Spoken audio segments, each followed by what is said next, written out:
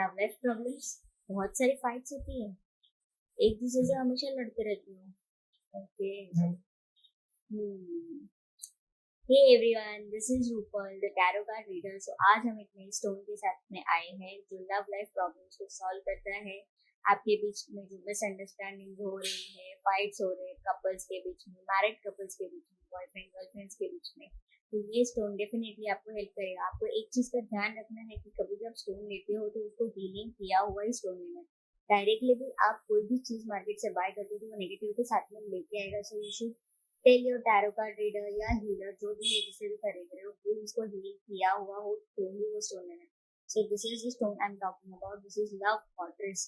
सो बहुत सारी फाइट हो रही है, आप खुद के रूम में रखना है, पर्स में रख सकते हो, साथ में रख सकते हो, किधर भी आप दोनों जहाँ पे भी हो इसको प्लेस करो.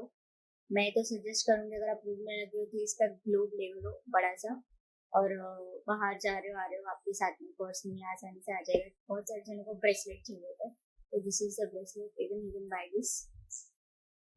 So healing किया हुआ पहने, and this is love quarters for your love life issues. Bye bye, take care.